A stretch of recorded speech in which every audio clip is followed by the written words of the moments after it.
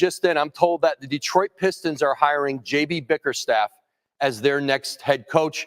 Won 99 games in the last 2 years in Cleveland, 2 trips to the playoffs, including the Eastern Conference semifinals this year. Trajan Langdon, the new president with the Pistons, when they dismissed Monty Williams, JB Bickerstaff was the first coach they brought in. He really sold this organization on his ability to not just develop young players, but coach veterans. And listen, Bickerstaff had an outstanding run. You saw the incremental improvement in Cleveland.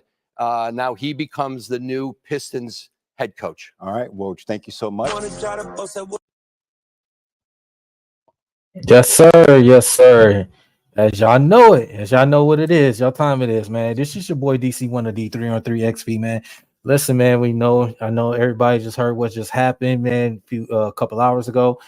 Pistons, we finally got us a new coach. We got us a coach, JB Bickerstaff. As you know, he's with the Cleveland Cavaliers for the last 4 seasons. The last 2 of the seasons, and making the playoffs, reaching those years. To the year before, got knocked out in the first round by the New York Knicks as they was a 4th seed, and then last year again they was a 4th seed. And reaching to the 2nd round of the playoffs, and which is unfortunately they got knocked out by the eventually defended champion Boston Celtics, and JB Bickerstaff was relieved from his duties. But yeah, JB Bickerstaff is our new head coach of the Detroit Pistons, man. I think it's, as you just heard, this was Trajan Langdon. This is one of those guys he was looking for his potential head coaching search. So JB Bickerstaff, I know it's probably, not a surprise to a lot of people.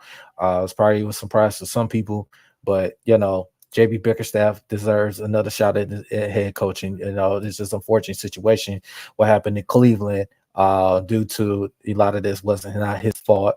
But it was just a situation that, hey, they decided they wanted to move on from, but he did a hell of a job, hell of a job with that organization with Cleveland. And you've seen the progression he has done when he was in Cleveland. So now he's going to be coming here as a new head coach for the Detroit Pistons. He's going to help this team to be successful, be better. You saw what happened in Cleveland. So now JB Bickerstaff, like I say, welcome aboard. We're glad to, I'm excited, to have you as a coach, and you deserve another opportunity. I think JB Bickerstaff is going to get the best out of this young core.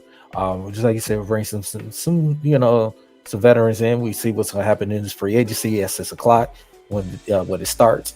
So we'll see what Trajan Langdon does. We'll see, what moves they're gonna bring, any trades, any free agencies, what players that's gonna fit with this Pistons team, and fit what's best for Bickerstaff and his coaching staff, and for Trajan Langdon and his Pistons organization. So like I said, I'm happy about this move. I even know my preference. I wanted Sam Cassell to be here as a new coach for the Detroit Pistons. That was just my personal preference, but I don't mind JB Bickerstaff. Actually, I like it. I think JB Bickerstaff is going to come in. He's going to do a good job. Can't get no worse. Can't get no worse than 14-68. Can't get no worse than that. I believe the Pistons are not a 14. As far as record, the record may said it last season, but far as how they play hard. They didn't look like a 14-68 team. They did. It was a lot of games they had opportunities to win. They just didn't close the deal, and you deal with a lot of injuries. It happens. It's part of the sports in the NBA. So it's just now JB Bickerstaff could come in. He can help Kate Cunningham and Ivy and Duran and Yassar, and bring some veteran talents over here that can help, that can fit well with the coaching staff with this system, man. So JB Bickerstaff is our new official head coach of Detroit Pistons. So I want to give a shout out to my guy, Culture Boy on Real TV, and also Dilo Dynamite. Yeah, I like the hire. I like the hire. JB Bickerstaff is a good coach. You see the progression he has done with this Cleveland Cavaliers. So I believe he could come in, he could help this Pistons team. He wants to coach, he wants to be here, he wants to coach. He's still a young coach. He's only 45 years old. Um, he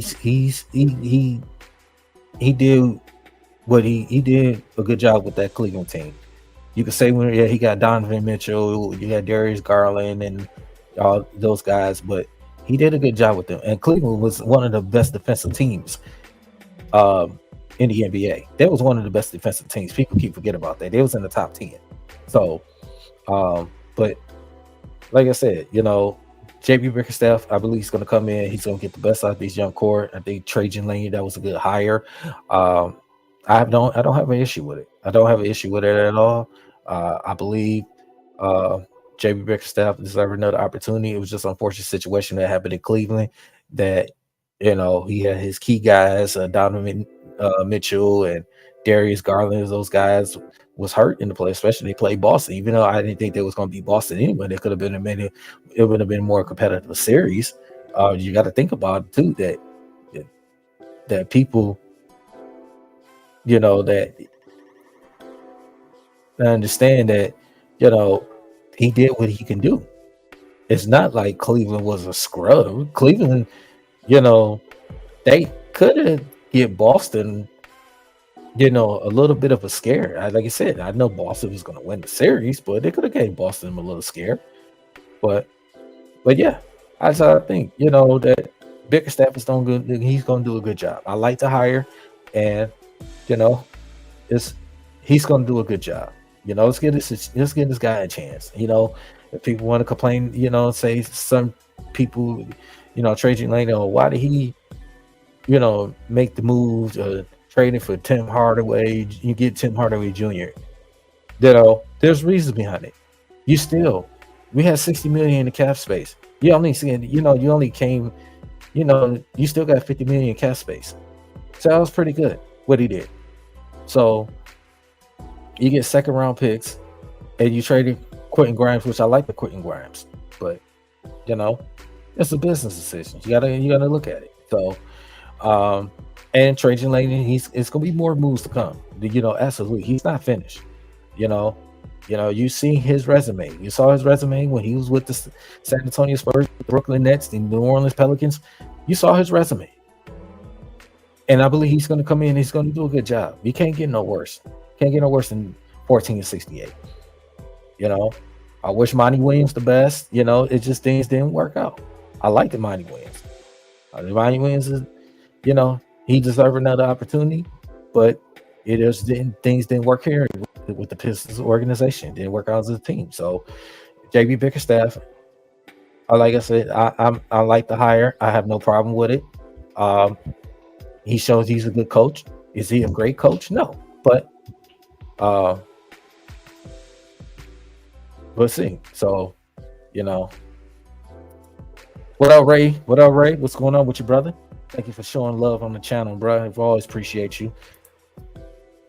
So, who would you start line to be? Well, at what spots? Well, we know Cade and Ivy. We will see what's with the small forward position. We don't know.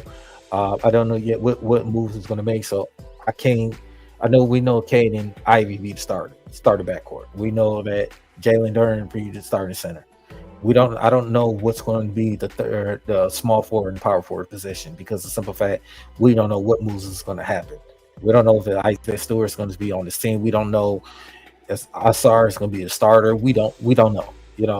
What Bickerstaff and what this organization is going to do. So it's still, I can't definitely give you a whole entire starting five yet, but we'll see what happens. So we'll see what moves, and I can determine that decision on that. So, but yeah, other than that, like I said, I just had to come in, just get y'all guys to update how I feel about the hire, and like I said, I like it. It came at a good time. So it really came at a good time. So, but it's cool though. I mean, I have no problem with it. So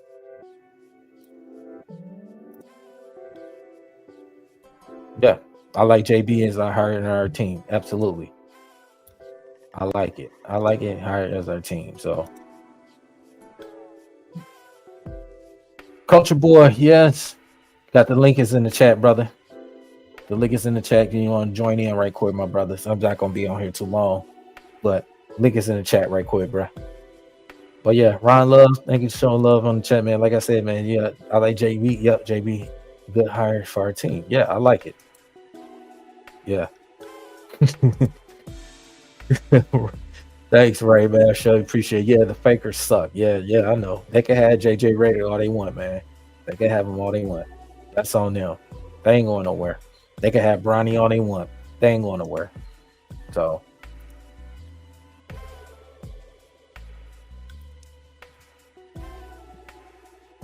yes, sir, YouTube. Yes, sir, YouTube. Archangel, what's up, though? This is my guy, Archangel. He always showing love in the chat, man. Very appreciate you, man. You know, it's a decent little person who like to see a hungry first. Yeah, I believe he's a coach that he's hungry. You know, I mean, he spent 4 years with the Cleveland Cavaliers, and each year they had got better. You know, so I believe he's going to come in. He's going to do a good job. But yeah, Selma B, what up, though, Selma B? I appreciate you showing love in the chat as well, man. Yes, I wanted Sam Cassell as well. That was my personal preference, even from last year before they even hired Monty Williams. I wanted Sam Cassell, you know, because I think he'd been a perfect fit. You know, he'd been a perfect fit for them. But you know, I like it. You know, I like JB Bickerstaff. I think he's going to do a good job. You know. All right, what up, boy? How you doing? What's good, my guy? Been blessed, man. How you been doing? Good, man. Good, man. Culture Boy, what up, though, bro? He? Y'all froze. Can you hear me? Yeah. I gotta hear you, bro. What up, though, bro? Oh, you get out. Let's see. Get it back in real quick. Yeah, yo. What's good, bro? We good now? Oh, yeah, we good. We're good. I got a question, man, for you real quick, because the hiring, you know, it just came through. It's hot off the presses, so I really haven't had a chance to process the whole thing. But my initial thought is, okay, clearly Traden is moving into a direction of, you know, basically, you know, having a bunch of wings out there on the court, which is something that small ball lineup. A lot of people don't even like to call it small ball lineup no more, but that's essentially what it is, where you basically have dual threat players on the wings that can defend, they can switch, they can dribble, pass, shoot, create everything. You know what I'm saying? So seeing that we going in that direction, my issue or Stevens in Cleveland, I look at Okoro, I look at Mobley's brother, all guys that are 6'5" to 6'8", they can do anything. None of those guys develop in Cleveland. So help me wrap my head around the fact that those are the guys that you dropping in his lap and saying, hey, develop these guys, and more specifically, develop them into shooters. What's your thoughts on that? My thoughts on that. I think that you have some valid points on that, but also too that those guys, of Mobley and Stevens, those guys, those role players, they can help. They will help spacing the floor with, you know, Darius Garland and Donovan Mitchell. So those guys. They helped them out, but our Pistons team, we drafted, Holland II, a versatile athletic. He still need to work on. He got to work on the shooting. Same thing with Bobby Clipman. Same thing with him. They're versatile. We needed those wing length guys, and that's what Trajan went out and did, and got those guys that got length and athletic. We need that spacing on the floor, and which we did not have that. We need that spacing that can help Cade and Ivy and Sasser. We needed those spacing. So that's an important. We need athletic and spacing because Isaiah Stewart. To me personally, I don't know if Isaiah Stewart is going to be here or not. You know, that remains to be seen. Trajan Langdon, we know he's not finished making moves. I don't know if Isaiah Stewart's going to be here. We know Dern's still going to be here. We know Asar is still here. We know that. So it's remained to be seen. But I like what he did. You get some youth, some athleticism, because we didn't have a lot of athleticism on our team last year. Right. We need some versatile. We need that floor. We need that spacing. We needed some shoes. We about to resign Simone Fatacchio. Have to. Yeah, we about to resign him. That spacing we needed. He's a knockdown shooter. We need shooters. We need athleticism. And as I said, whatever veterans that we get, when we just got Tim Hardaway Jr., a shooter, you know, he can knock down shots. You know, his questions, his durability. Now, the things didn't work. He can't fell off the rotation with the Dallas Mavericks. You know, but now he could come in off the bench and provide that scoring.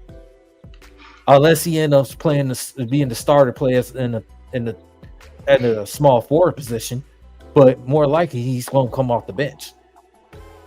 Yeah, so I'm okay with the draft picks considering what was available there. Like if we couldn't move back and pick up some assets, and Holland has the highest ceiling, like he was the right pick. Like there was no alternatives there. I'm cool with that, especially if we looking at the as being able to do everything but shoot. So that's kind of common. It's almost it kind of comes with the territory. Like there's not a lot of wings that come in as shooters. If you can go back however many you want to go back, whether Jaylen Brown, Anthony Edwards, you know, Jimmy Butler, like they don't come in as shooters because as they were coming up through the ranks, they wasn't asked to shoot. They was asked to defend the best player. They was asked to slash. They was asked, you know what I'm saying, to do more of the athletic things. Shooting used to be relegated to specialists, where that guy's just a shooter. You get what I'm saying? So a lot of these wing guys, they develop into two-way guys. Well, I shouldn't say two-way guys. They develop into 3 and Ds because a lot of them not knockdown shooters. So I'm cool with the pick. My question was, as far as JB, is he equipped enough to guys to be shooters because his track record with athletic wings, he hasn't shown what we ultimately want to see Asar and Ron Holland II become. He hasn't shown that in the past. I think that's more so what I was getting at. Willie, what's that word? I'm gonna answer that for a second, but I'm gonna let Art. Did you end up hearing the question when he was asking about JB? What's your thoughts about that? I mean, I think some of that is contingent upon what JB Bickerstaff had to work with in terms of coaching staff in Cleveland as well.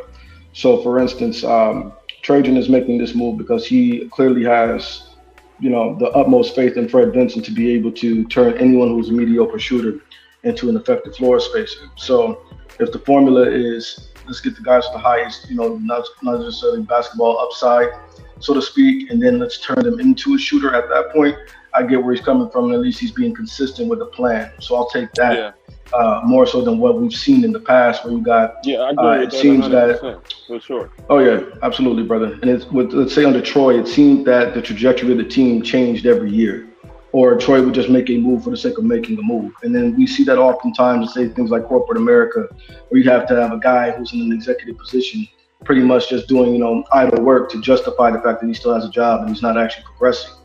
And that's kind of what I saw out of Troy Weaver. Trajan came in with a plan. Whether we agree with the plan or not, that's neither here nor there. We're not in that position. However, I do like the consistency I've seen from him the last month or so. He has an archetype of guy that he likes. He's sticking to that. And I think we have to look at the bigger picture of, though I think it is a very valid point, whether you bring up about JB, let's look at Trajan's track record. He's bringing in guys, high energy wings, etc. Look at Herb Jones. Herb Jones is a terrible shooter coming into the NBA. And now if you look at somebody like a Ron Holland, who has clearly more offensive upside. If Ron Holland puts it together, you might have a Jaylen Brown type partner for Cade, to be honest, with the next few years. So I like the pick. I like the trajectory the team is on. I like what he's doing, and I like the consistency. As for JB himself, I personally would have liked to see a hungry first-time coach. I like Sean Sweeney, Sam Cassell, those type of guys, etc. But JB is solid. I think he has a good track record in terms of being able to get a team to the playoffs. And he did somewhat develop that core that he had. Though he did not necessarily develop shooters on the wing, he did develop those guys into winners. So I give him that. Yeah. So I it's a good hire, you know. And JB, he has a good track record. Like I said, the 4 years he spent with Cleveland, each year they got better. And I believe when he comes in, he's gonna come in. He's gonna, continue, get these group of guys together. And like you said, Art just brought up about Herb Jones. He wasn't a great shooter. He couldn't shoot, but Fred Vincent was their shooting coach over there, and it got better. And I believe by we having Vincent over as one of our assistants as shooting coach, he's going to help those guys knock down, be able to shoot the basketball, knock down shots, get that floor spacing, help this young core, even whatever the veterans that we bring in, that fit this squad. They're going to groom these young kids to be better, to be successful. We see too many young teams. Look at Orlando Magic, which you see how they came out of nowhere. They was in the bottom with us last season before they turned around. They ended up becoming the 5th seed in the playoffs. OKC, the number 1 seed in the Western Conference. Yeah. We see a lot of those younger teams is developing and getting a lot better. The Pistons are not, to be honest, like I said earlier, Pistons was not you could say what it was about their record, but they did not look like a 14-68 bad. Okay, there was a lot of games they had opportunities to win the game. They played hard. They just could not finish the course. So that's these guys. This Pistons team, they're hungry. Like I said, it just now we'll see what Trajan, what he gonna do when he make what moves, what veterans he's gonna bring in. Because we see now he wanted the versatile guys, the long, lengthy, versatile guys on this team. We just got 2 guys in the draft, Holland and Klintman. So, quite honestly speaking, that's why I believe Trajan is perfect for the job that we have that needs to be done, brother. Because if we look at it, New Orleans is a similar situation to Detroit, man. It's not an attractive free agent destination. And then the truth comes out with Trajan revealing that we even had agents claiming that they didn't even want their players to work out for us. So we were talking about getting guys like Dalton Connect, other gentlemen like that, man. And it turns out their agents didn't want them in Detroit. So if that's the case, if you have people avoiding Detroit like wildfire, you have to build the archetype of guys that you want. And I think that is something, man, as Pistons fans, look, I'm Detroit blue through and through, but at the same time, we have to be realistic. I think sometimes we get into this kind of delusional homer mentality of thinking the guys really want to be here, and just the honest, though it pains me to say it, they don't. Yeah. And so when we get these guys, we have to build these guys. Same way as Trajan built those kind of guys that he wanted in New Orleans and develop them, man. We have to start from the ground up. You have to keep it real, but this is not back in the early 90s when people want to come play with Zeke and Joe and all them, man. We don't have that. And so we have to create a culture and create a pedigree again that people want to be a part of. So I like the way what he's doing. I like the way the trajectory is going, bro.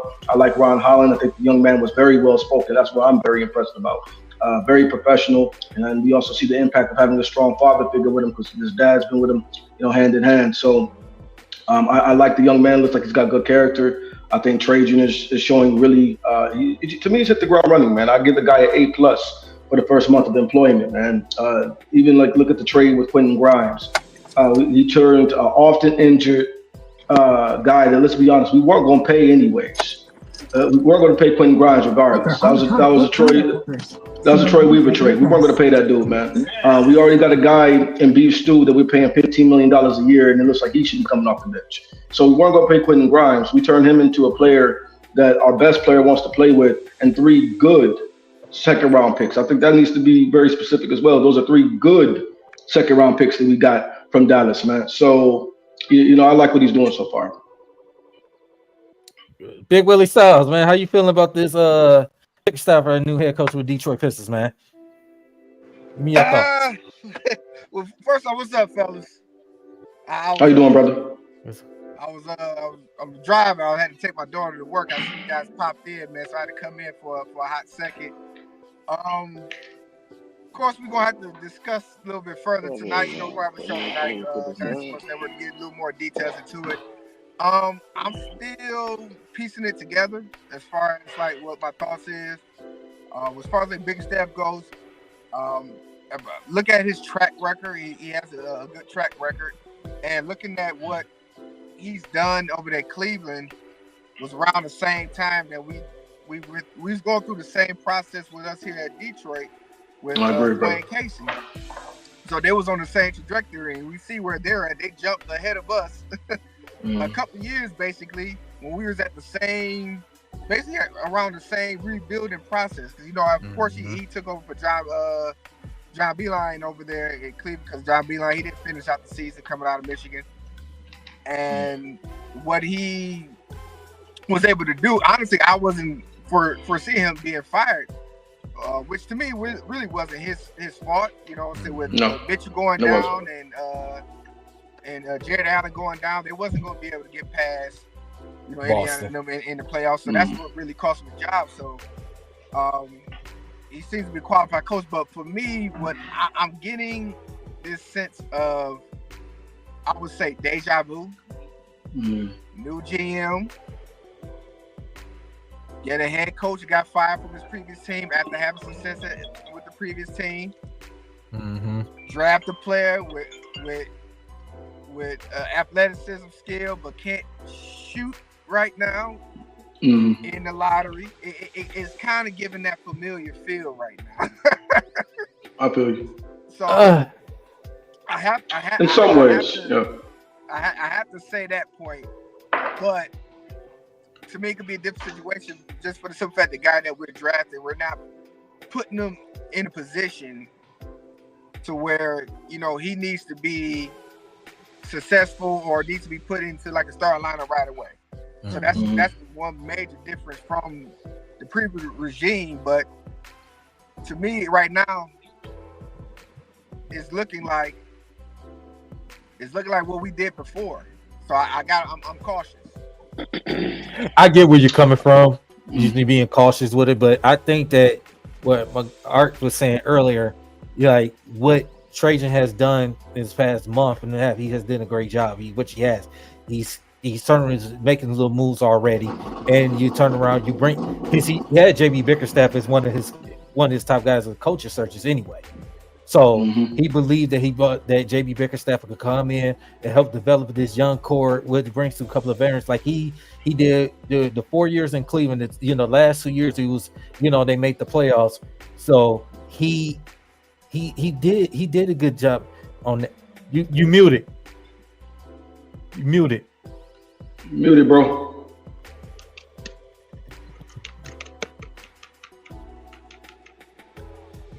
We can't hear you, bro. You muted. No, I'm sorry. I had a phone call. I meant to. Oh no, you good. That was actually Big A calling me. So we was talking about it before I got on here. He might pop up in a second. Okay.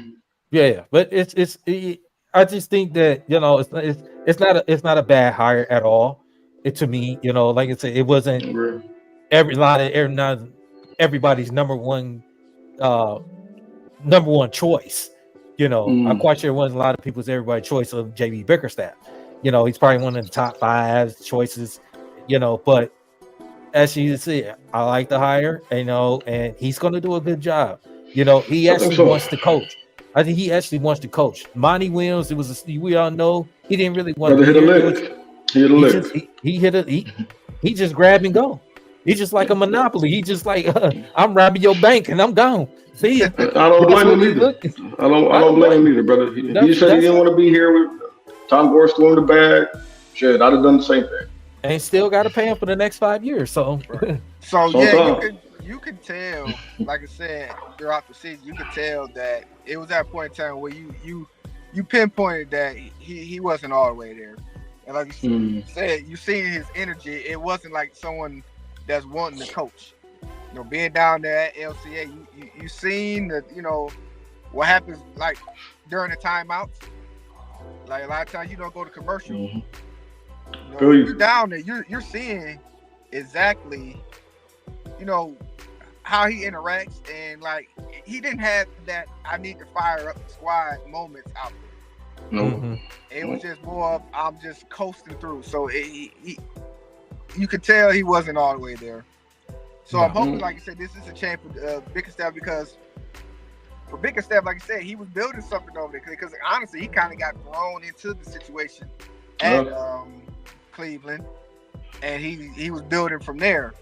So I'm not mad at the hire. I just wasn't expecting him to be available, and then I didn't think, I thought all the teams may have wanted, jump on him, quickly as possible as well. So it's still up in the air for me. Like I said, I'm still processing it.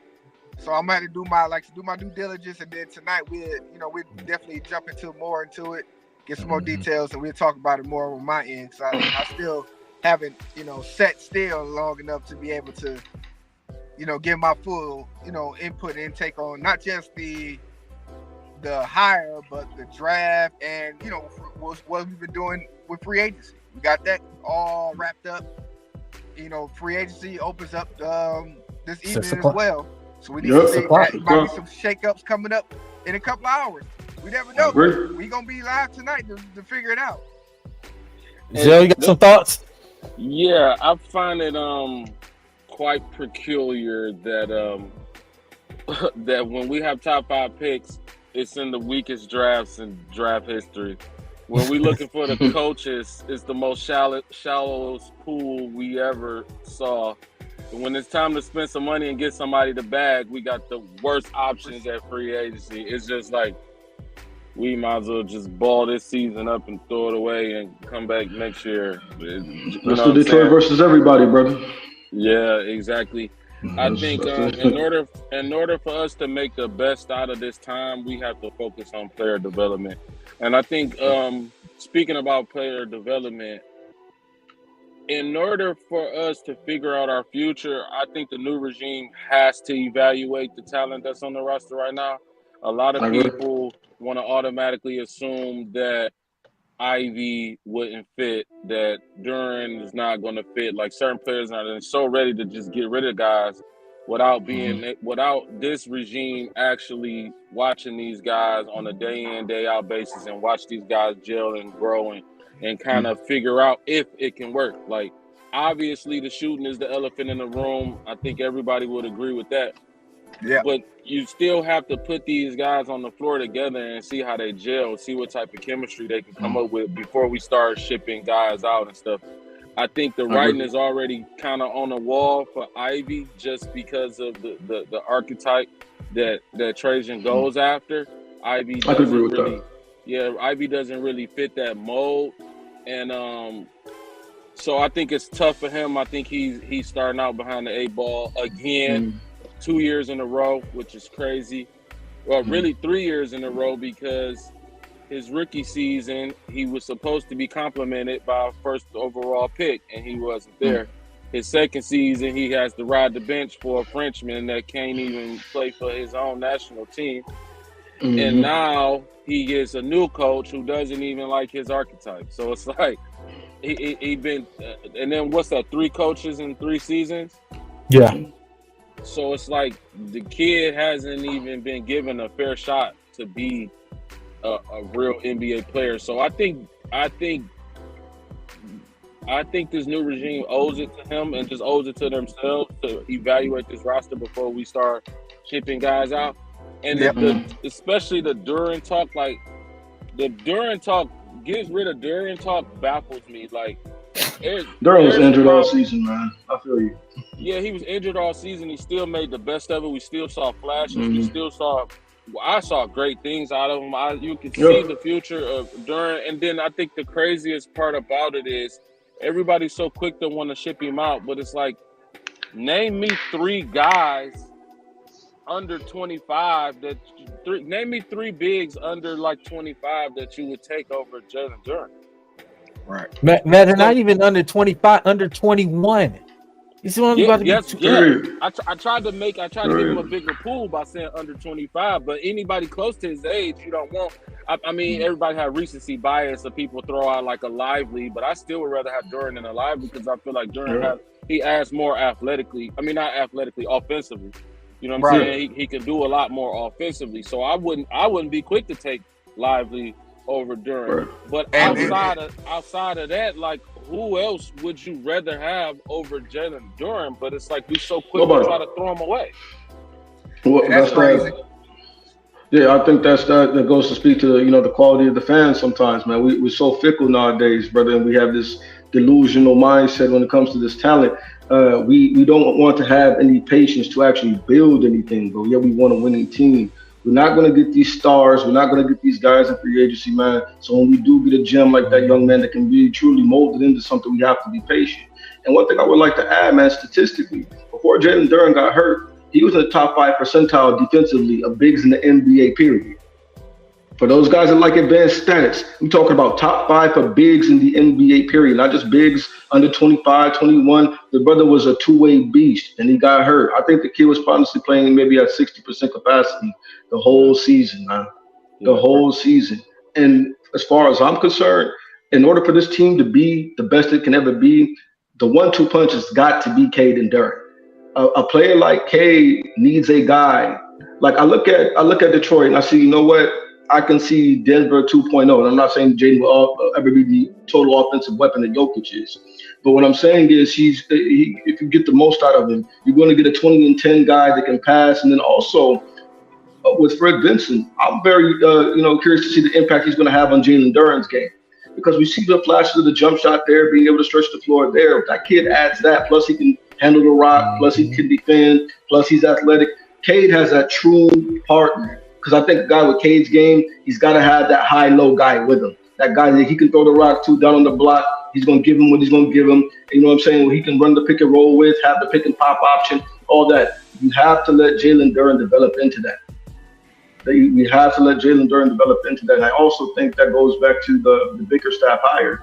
Let's look what Bernie was able to do in spite of not having spacing in Cleveland. In spite of not having spacing in Cleveland, he got that team to honestly a contender in the East, man. You're starting Jared Allen and Evan Mobley, neither of which can shoot. And he's doing that because you have a GM that is convinced that could work. I remember a few articles a couple years ago, and Bickerstaff was alluding to the fact that wasn't necessarily his choice. He's just working with what he has. Because realistically, you pick Jared Allen or Evan Mobley, put him at the 5, and you put a shooter next to that in the modern NBA. Bernie Bickerstaff or JB Bickerstaff was not given that option. And so even in spite of the Isaac Okoro, you overpay Max Strus, who was not a starting guard on any team, yet you somehow made him look decent. I like JB as a coach for this team, man. I think it's a similar archetype to what he had in Cleveland, and he didn't have many pure shooters on that roster, yet he was able to get the most out of them. And that's even before Donovan Mitchell came. The team looked competitive, looked decent. So I like it. Yeah, we definitely gonna have to see how he gonna fit these pieces together. Like you guys said, why get rid of Duran when you need a guy like Duran? Yeah.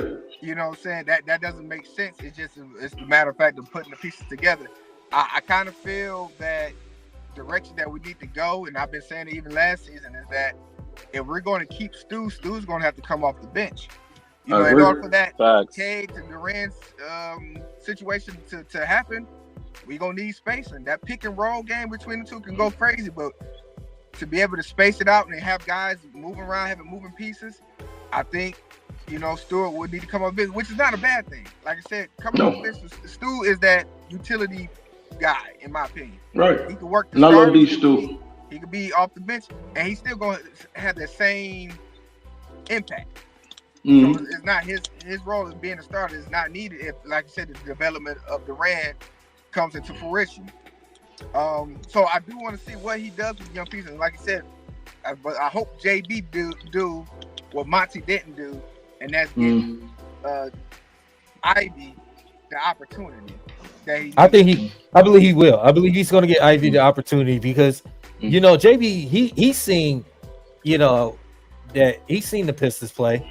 You know, we played them 4 times. You played them 4 times a year. You know, in the same division, same conference. And he's seen Ivy. Now you able to come in. You about to coach this guy. I think he's gonna get the best out of him. I think what Monty was, Monty was trying to. He did it the way that was kind of, you know. I think he could have did better or developed him more. I think he could have did better. I understand you're trying to show them tough love, but it's a certain way how you do it. And I think with Bickerstaff, it's going to get Ivy to get the best out of Ivy. Just like, look at Garland. Garland, he got the best out of Garland. You know, they shifted away Colin Sexton because they believed in Darius Garland. He got the best out of Darius Garland. I believe he's going to do the same thing with Ivy. He's going to get the best out of Ivy. He's going to have to continue. You got to prove on his shooting. He's going to continue to, you know, his ball handling, because he still turned the ball over too many times. Right. You know, same with UK. They got to work on their ball and, you know, take care of the basketball. That's another thing you got to look at it too. We got our ball handlers, take care of the basketball. You know, continue working their shooting, and we're gonna be fine. And I said, I love you brought up the point, Art, about Jalen Duren, and he developed that jump shot. It's second. It's going to do anything with him. If you it can be unstoppable. Yeah, he's already strong enough to get to the basket. He's already strong enough. He's going to get to free. Now he's still going to work on his free throws. You know, still work on his free throws to be better. But I was like, continue to work on. Jalen Duren shot 80% post All-Star break from the free throw line. He finished at 71% from the. So the jump shot is there. He just needs to get a chance to develop that. Yeah, develop that. You're right. But just get him to you know what I'm saying, to continue to work that develop, continue to work on. You know, now far as because I was listening when you was talking about Ivy. You had some very valid points, a lot of that, but I think that JB, I believe he's going to get him, you know, Ivy the opportunity, you know what I'm saying, to show. Yep. And you know, if he doesn't do it this year, then you know, he's going to ride the bench, or they might end up trading him in the mid-season. Man, I think that's a good point, man. Go ahead, OG. I think that is a great point, but I think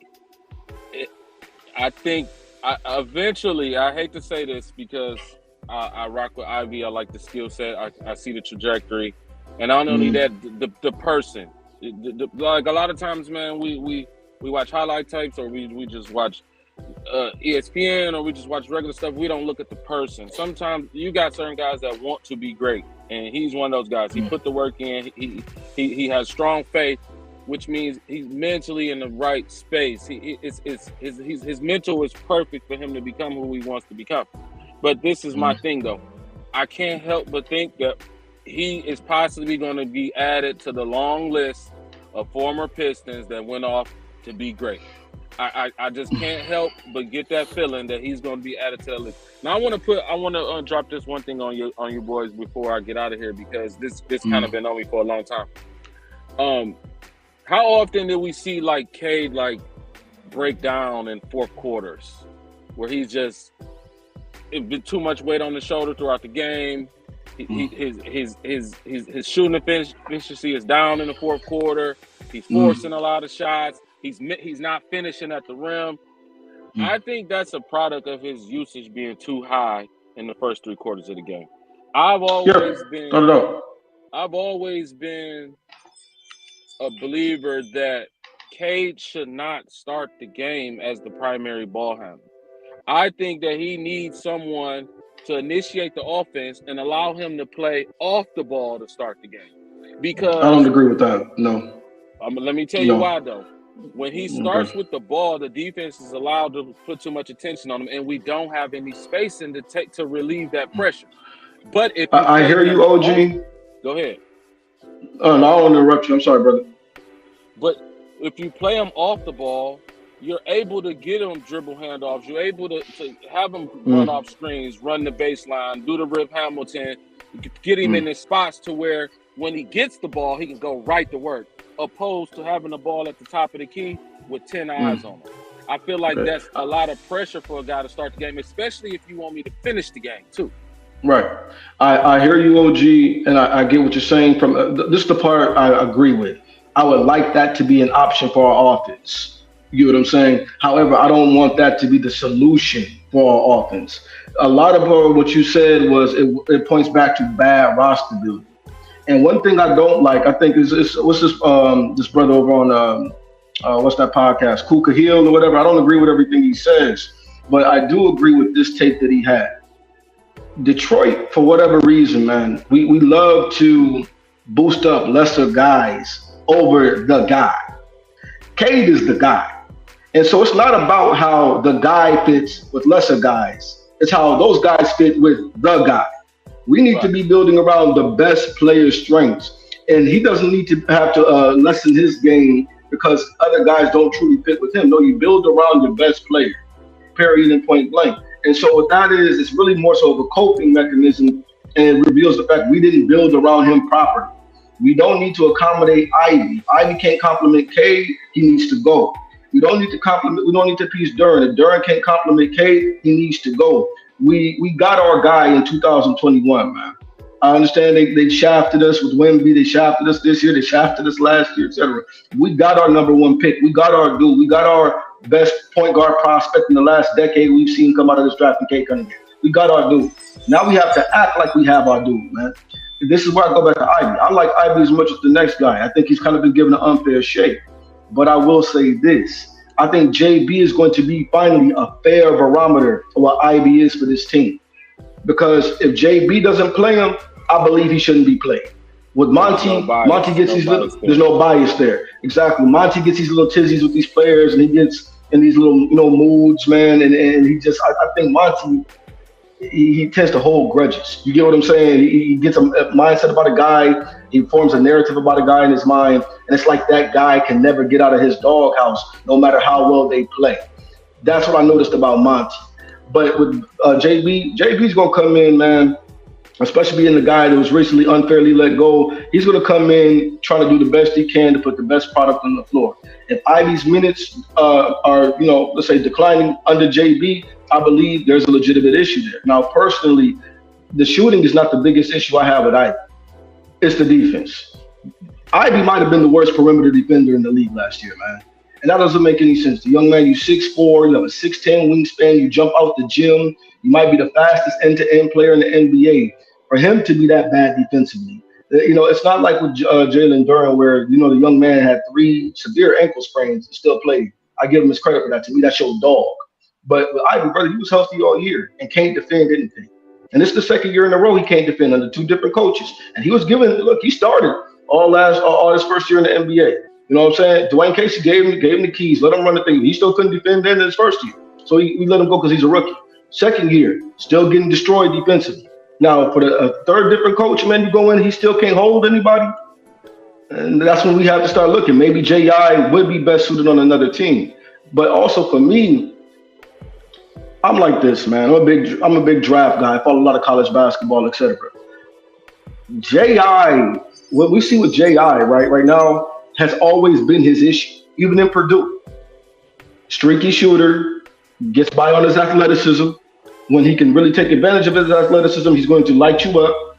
But when he can't, when you force him to be a shooter, he's going to disappear. And when you force him to defend, he's going to disappear. That was the same thing as it was. We could see him in the tournament. When they lost to that no-name team in the tournament, he couldn't guard any of their guards that were not NBA caliber. And then he couldn't shoot, and all they had to do was pack the paint. So we're seeing the same thing in the NBA continue. So I want to see him get a fair chance. I agree with you. He has not really been given that. But to me, I'm seeing some of the same stuff. That's the reason why I like him as a player. I just don't like his fit next to our best player. I thought the pick should have been Benedict Mather because it complements our best player more so. Even though Ivy might have more innate talent, it's about what fits with our best guy. That's just how that is for me with Ivy. I want to see him thrive because he's on my team. And at the end of the day, that's a young brother. But do I think he's a great natural fit with our best player? No. And if he's not, I'm not accommodating the lesser guy. I'm looking for the proper fit with the guy. I feel what you're saying. I agree with you on a lot of points. Real quick, I think I wasn't trying to big Ivy. I was more so trying to support Cade in the sense that you don't want to overuse him.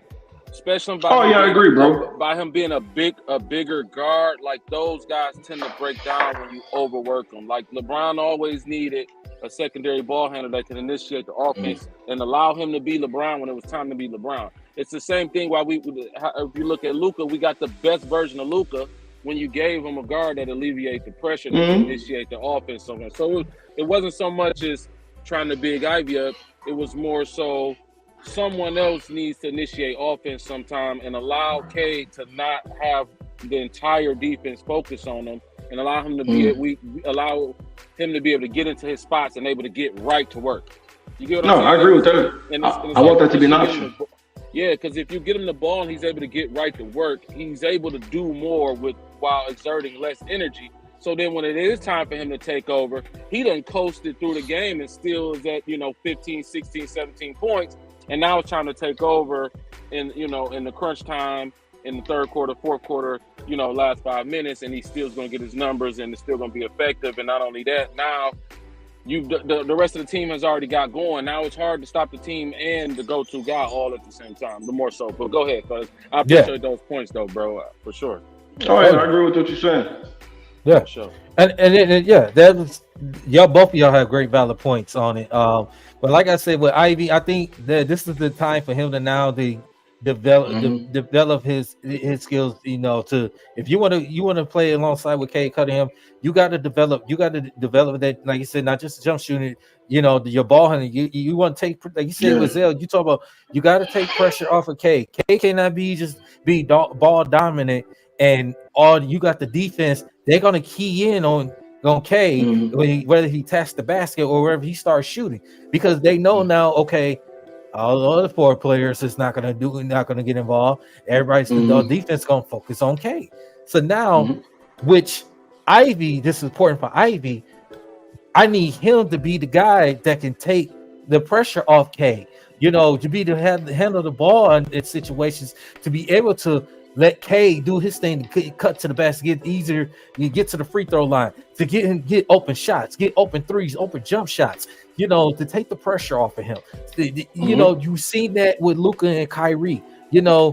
See how Luka is able to got better. He's able to get going. You know what I'm saying? And if he didn't get going, it's Kyrie getting going. They complement off each other. I believe can it happen with Cade and Ivy? I believe it can. It's just Ivy had to put in the work, and also Cade continue to put in that work as well. Clearly, he's our best player on the team. He's our franchise player. He's deserved the max extension. Which he's going to get. It's just when in time when. It's just now I need Ivy. I need you on this team, if I need you to be the starter shooting guard, I need you to be the guy to take the pressure off of Cade. Because if you can't do it, then you're going to be riding the bench. Then I could bring Sasser in. If Sasser, come in, might end up taking your spot. Even though Sasser is our backup point guard, but Sasser he shows some flashes that he can facilitate and take some pressure off, in the floor spacing. So Ivy, I need you to get that together. You need you to, your ball handling, your shooting. I need you to work on that. And when I'm gonna disagree with you, Art, about the worst perimeter defense, Luka was the worst. Luka was the worst. Luka was. If you look at the stats, even in the playoffs, Luka was horrible. You blow by Luka, it was not. It was horrible. And I agree with you. I agree with you for his perimeter defense. It wasn't good, but that's effort. You gotta have Ivy got to put the effort out there to play defense. He got to put the effort. I feel you're coming from DC, but that's one thing I don't agree with. I think Ivy does try. I don't ever question that young. I've never questioned that young man's heart or his desire to play ball or be the best that he can be.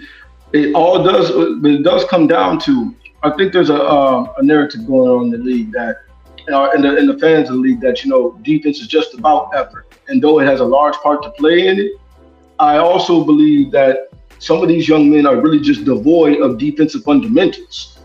Ivy looked like a young man out there that was trying. I think he has. The young man got some. I like the young man, like OG is saying, bro. I like his mentality. He's a killer, a nice young man to talk to, young man of faith. So hey, I rock with Ak. But at the same time, when he's on that court, he's a killer. I love that. But that young man's defensive fundamentals seriously lack. He's like a young man that was seriously trying. So for instance, bro, outside of my day job, I'm a professional kickboxer, right? So I get a young boy coming in the gym, man. He hit the bag, rah. Look, he really trying to hit that bag, but he doesn't realize the punches he's throwing, the combos, that doesn't work. You know what I'm saying? Yeah. So Ivy look like a young man. You know what I mean? He's trying out there. He's really trying to lock his man down. He takes pride in it, but he does not have defensive fundamentals that are developed enough, because to be very honest, he's never had to do that at any level. High school, college, he didn't have to do it, and now he's being asked to do it as a starting two guard. That's why, to me personally, man, I was not against Ivy coming off the bench, so to speak. I was against Ivy coming off the bench behind Killian Hayes. You know what I'm saying? Let's say the Quentin Grimes thing worked out, and the young man turned out to, he could actually complement K better, right?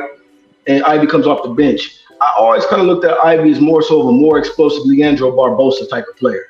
Like, he come in, I guarantee you, 15 shots, 20 shots off the bench. Do your thing, dog. Give me 4 or 5 assists off the bench, and I'll let you run the offense completely off the bench. But starting, I had questions about what he was going to be while he was even at Purdue. You know what I'm saying? Just because the archetype of his game, I kind of thought, like, okay, he's not a 1, he's not a 2, and so what backcourt mate does he fit next to?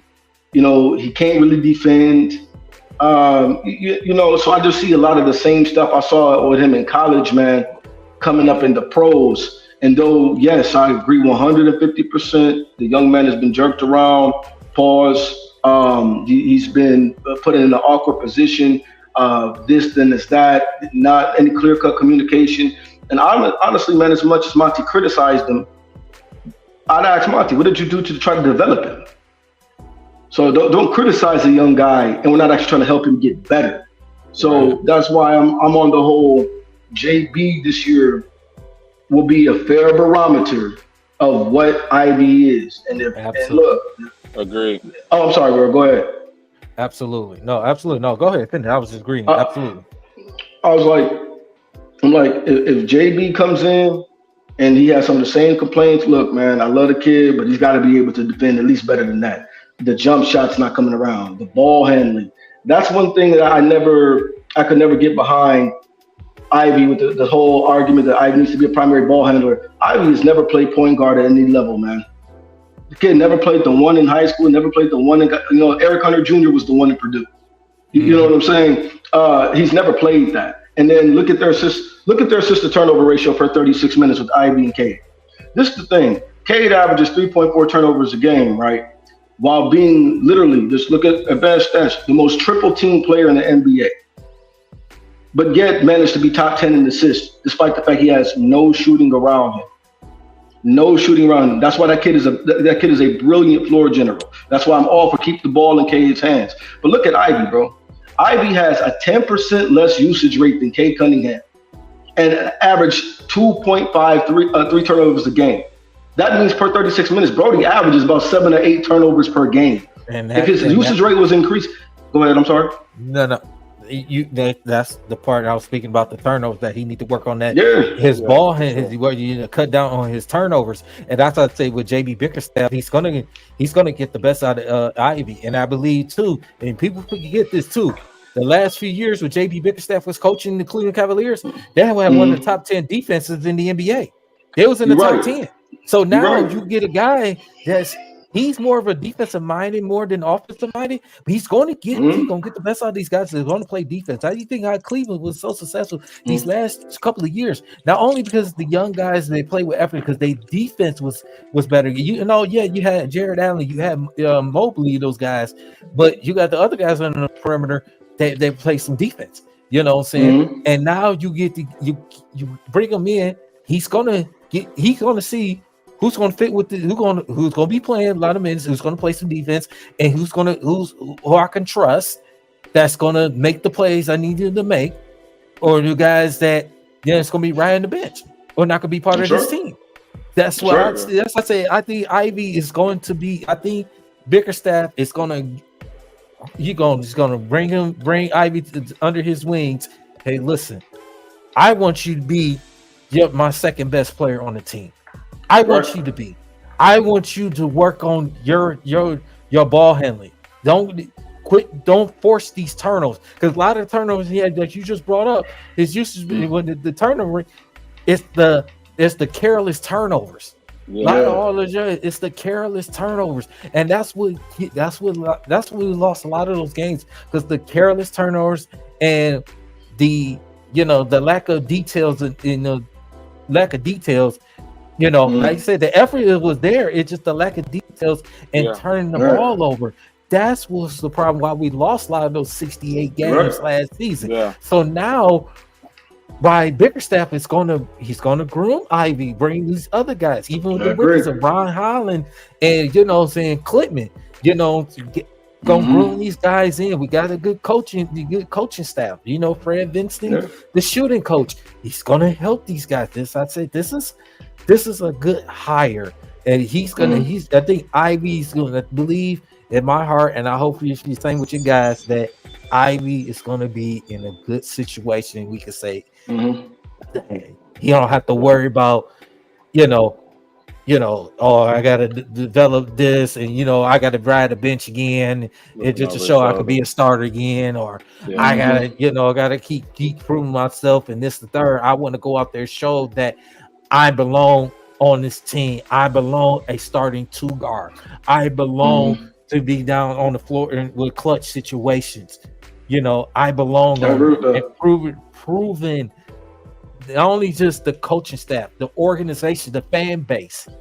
That's what we need out of Ivy. We need him a little more from him. We need to take pressure off of K, cutting him. We don't want K exerting all this energy.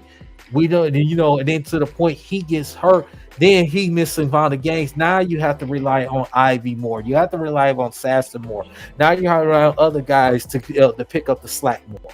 So I need Ivy. This is a big year for Ivy this year, more than anybody else on this team.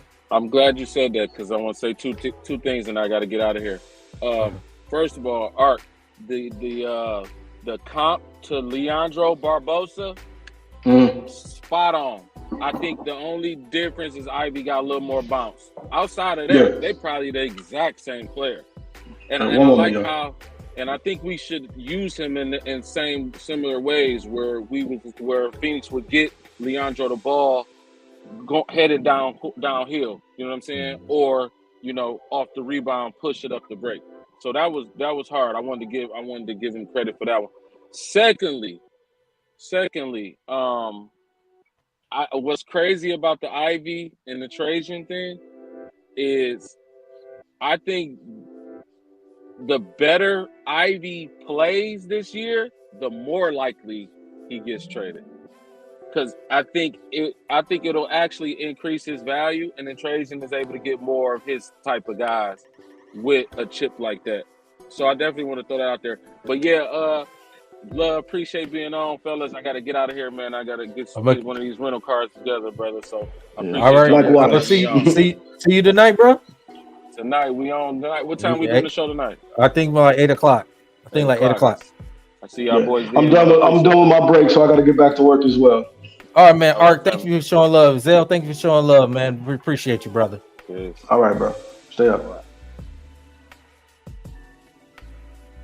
Breed. What up, though? What's up, Breed? What up, though? What's going on, Dave? What's happening?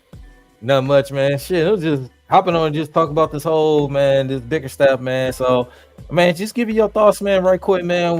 How you like the hire, man? What's your thoughts about that, man? You know what? I just found out about it, man. Just now, so I just was like, oh, they got a new coach. I said, oh, okay. I'm cool with it, man. I'm cool with the hire, man. I like JB Bickerstaff. He did a good job when he was in Cleveland. He got along with a lot of players, man, especially guys like Garland and Donovan Mitchell and all them, and got them all the way to second round to the playoffs. So he's always, and then he has a coaching pedigree, and with his dad too coaching. So he's always had that coaching ability. So I think, and then he knows the division as well. So it's nothing that he's gonna be surprised about this division. So he's used to. Mm-hmm. And I think he has something to prove as well. The way they let him go in Cleveland. Yeah. So he's used to being around a lot of young guys and stuff. So this is nothing new to him. But very cool guy, nice guy, man. I had a chance to meet him last season, man. He was cool. Of course, but, you the plug. that luck, man. That's all luck. All luck. All luck. 0-16 is all luck. Stop messing with me. Please. Stop. But I love it, man. Like I said, man, I like it. You know what I'm saying? It wasn't my number one choice. I wanted Sam Cassell, but I don't have a problem with this, because of the fact what he did to Cleveland for the 4 years he was there with Cleveland. I know he took place at John Beeline, but the last few years with a couple years he has Cleveland. There was a playoff team. They was knocked down by the New York Knicks last season in the first round, even though they was the 4th seed. Then they was the 4th seed again this past season, and they ended up getting to the second round of the playoffs. They went 7 games against Orlando, but they end up, they won because of Orlando's inexperience. That's what it came down to. And then now you play against Boston, you lost game 1, then you won game 2. And then Donovan Mitchell didn't get hurt, didn't play the rest of the series. And I think if Donovan Mitchell would have played and, a couple of the guys would have played, I think it would have been a still more competitive series, even though I think Boston would have won it. But it would have showed, Cleveland, that they was putting up a fight. They ran into a team that's the defending champs. And, it's just unfortunate Bickerstaff got relieved from his duties, which wasn't his fault. It's just like, my guy Art Angel, he was just on here right before he joined in. Shout out to Art. Yeah. So Art brought up a point that Bickerstaff was not given the enough product, enough to be able to keep his job, and because it's not his fault that Donovan Mitchell got hurt. It was not his fault that Jared Allen got hurt, and those guys. It was not his fault. He gave the best effort out of those guys, and they played hard for JB Bickerstaff. So it was just an unfortunate situation, and it was so ironic that I'm glad that I thought about this with this hire before I even jumped on it. And it's also coincidence that Darvin Ham and JB Bickerstaff did good jobs in their coaching tenures. And then when they get bounced out in the playoffs, they lose their job. Okay. You see where I'm going to go with this? Yeah. You see where I'm going to go with that? Let's be real. Yeah. Yeah. But Kenny Atkinson gets a job. And JJ Redick gets a job. Well, not Kenny Atkinson. Now, Kenny Atkinson, he coached before. Right. I understand. Right. He coached in Brooklyn before. He was the head coach. He was a good coach. But JJ Redick ain't never coached in his life. Yeah, I know he know the X, he know the game, X's and O's and all that. But you see where I'm going with this, man. You already know. You just pointed it out. The 2 guys I just mentioned, one got to the conference finals his first year, got swept, and then you turn around, you made the playoffs again, ran into the same team that swept you, but then you lose your job. Bernie Bickerstaff comes in the 4 years in Cleveland. The last couple years they made the playoffs, got bounced out in the first round last season by New York, got bounced out in this past season by Boston, and he loses his job. Come on now. And I'm glad Trajan, hired Bickerstaff, not just because, the whole, what, I believe because that he sees that what type of coach that he is, a Bickerstaff, how he developed his young players and how he fit how he's seen what he did at Cleveland, how he sees, what he can get out of these young players and what these veterans that's going to come in that's going to help these young players to be successful. I think he's gonna bring that mentality, and he wants to coach. He wants to coach. It's not like, oh, we got a guy that we just had. He comes in and act like he don't really want to be here, but he had to act like he had to be here. Monty Williams. Right. So Right. I think Bickerstaff is more hungrier to coach. He wants to, he didn't get a fair shot in Cleveland. Now he gets an opportunity, a 5-year deal. To so he got a 5-year deal. He got a 5-year deal. Yes, he did. Didn't disclose the money for Adrian Wojnarowski reported. So we'll see. I think Trajan Langdon has did a great job. I think Trajan Langdon has did a great job already. Far as since he's been here, since he got hired in. I think what Art had brought up earlier. I think he did a great job far as the moves that he made. You get Tim Hardaway Jr. for 3 second-round picks. You end up, Troy Rivers got relieved from his duties, and Monty Williams got relieved for their duties, and you drafted Holland the second and Clinton. You draft these versatile stretch guys out there. Are those the type of guys that Trajan Langdon, like Art Brad brought up earlier about when Trajan was in New Orleans, how he drafted Herb Jones, and Herb Jones wasn't Trey Murphy too. Trey Murphy too, and they couldn't shoot the ball like that. Now, when Fred Vincent was was their shooting coach. Now he is our shooting coach. Now he helped them develop that jump shot, and that's what he's going to do with all of these guys on the team. That's going to help develop that jump shot to become better shooters. It's at the floor spacing. We're going to resign Simone Fitakio. We're going to resign him. We'll see what happens with Stu.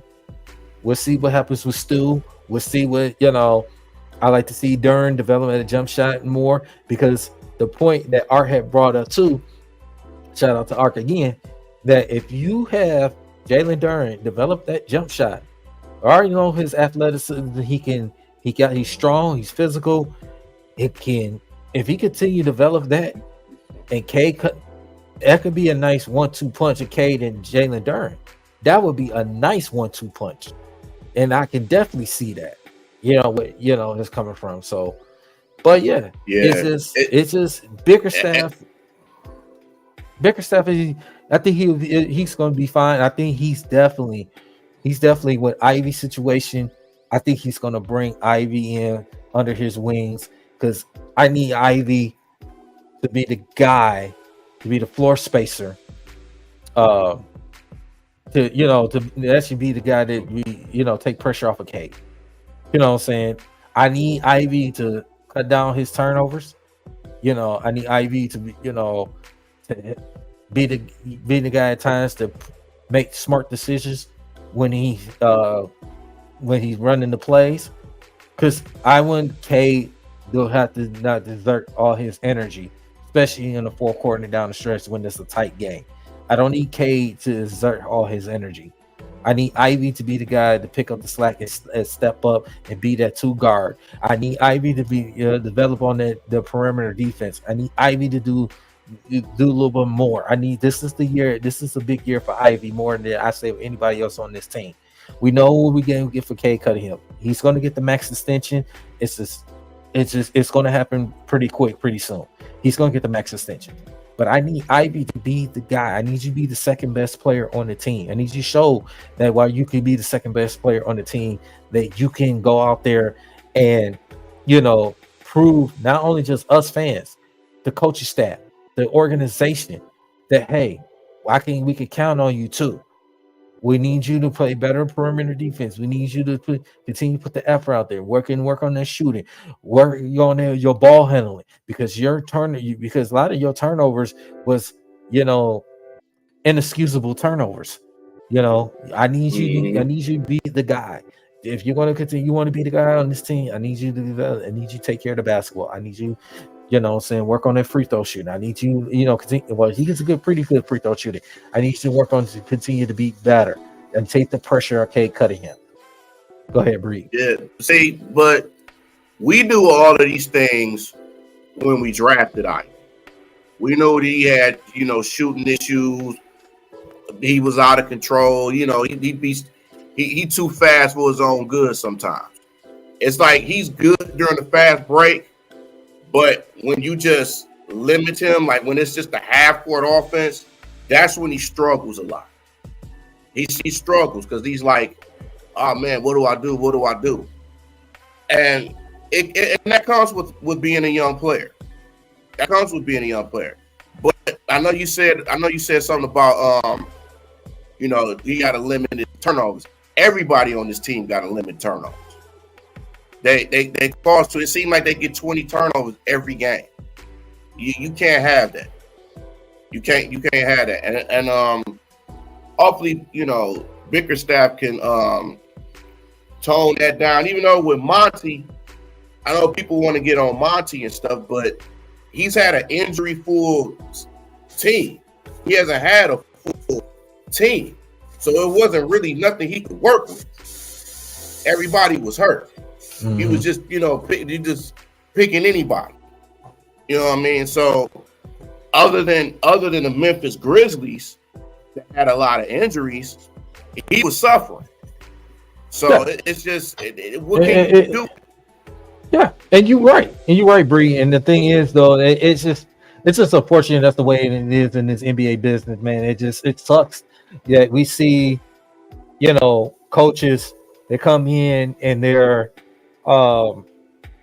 they supposed to get the opportunity to develop their style, their play with these players, develop these players, and then something doesn't go right, they're they out of a job. We see Frank Vogel 1 year in Phoenix, they got swept in the playoffs. Look what he's at. He loses his job. You bring in Mike Budenholzer. I just talked about Bart Darvin Ham and Bernie JB Bickerstaff. Yep. I just mentioned those guys. How many times we see coaches come in and you tell them you've been in this 1 year, a couple years, and something doesn't go right, then, and especially not their fault, but they still lose their job. I say it sucks. It really sucks. And I hate to say, there's coaches out there that should not be coaching. I'm be honest. I don't care if it's in the NBA level. I don't care if it's in the. We don't want to say no names, JJ Redick. I'm not even.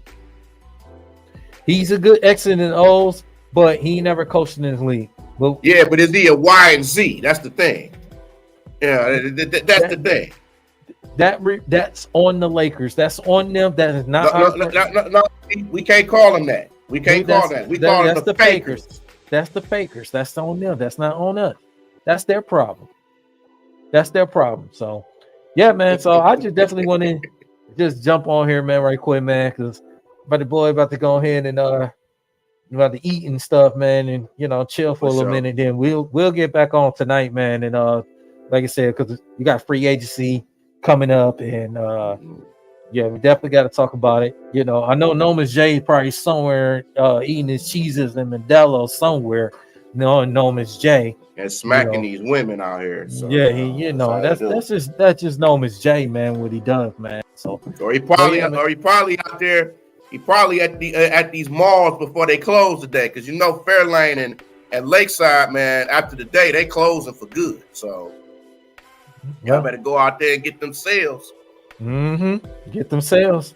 But yeah, man, I would like to say, man, I want to thank everybody that came through on the show, man. Right quick, man. Listen, just had to come here talking about JB Bickerstaff as our new coach of Detroit Pistons. I want to give a shout out to my guy Bree, man, in the building. You know what I'm saying? 0-16 on show love, Dilo Dynamite. Art came through. Big A, Big Willie Styles came through. Culture Boy 1, Mo Beasley in the chat. I still want hey, Culture. I still want my dunks. Yep. I still want to know how many dunks y'all got. Exactly. Dolo Dynamite, Detroit versus everybody, 313 Dreams, Ryan Love, 7 Mile B, And like I said, all the way that came through, show love, man. Very appreciate it. Ray Moore, show love. Very appreciate it, man. So that's it. Bree, we'll definitely be back on later on tonight, man. We got to talk about these free agencies. Gonna break it down, because like I said, Trajan Langdon's, he got more moves coming. It's gonna be some moves around the other NBA. We'll see what my guy Paul George, please, Paul George, stay with the Clippers, please, Paul George. I'm begging you, Paul George. Please. He going to the Knicks. He going to the Knicks. No, because then your guy, Paul A. Smith. Oh, he's gonna have a heart attack. No. He's gonna have a heart attack. We don't need that to happen. So, but yeah, man, I appreciate everybody coming, showing love, man, on the channel, man. Appreciate it. Make sure y'all hit that like and subscribe to our channel and the bottom of our ticker right there, man. So we definitely will be back later on tonight. So very appreciate y'all guys, man, showing love, and make sure spread the word out. For our channel D313XP, and also shout out to our guys on Dynasty Sports Network and the Culture Detroit, man. Definitely appreciate y'all, man. No, he's not going to Philly, man. Stop it. Don't do that, Owen. Don't do that, Owen. He's not going to Philly. You going to Philly? I'm gonna be upset. They shouldn't do that to Tyrese Maxey, man. No, don't do that. They shouldn't do that. Don't do that. Don't do that. Don't mess up Maxey's career. You think it's gonna be worse when Harden, or as me and Paul would call him, hardhead. Yeah. I can see that. Going to, if he goes to Miami, oh my goodness. Listen, I don't even want to think about it right now. Paul George, please stay in the Clipper land. Please, because I think Jimmy Butler declined his option with them, so it's Jimmy Butler might want to leave Miami though, but I don't know. Free agency starts at 6 o'clock tonight, man. Make sure if y'all not at home, make sure y'all keep y'all notifications going on your Twitter and Facebook and all that. There's gonna be a lot going on tonight. Definitely 6 p.m. That's where free agency really begins. So we definitely keep an eye on it. So I appreciate y'all, man, fellas, coming through, man. In the chat, appreciate you, Bree. We're gonna be back on tonight, man. Appreciate it. We hopefully wake Noman's Jay up, man, so he can get up, stop eating those goddamn 4 boxes of Cheez-Its and shit. Yeah, man. But yeah, I appreciate y'all, man. D313XP, we out of here. Catch y'all later on tonight, man. Peace.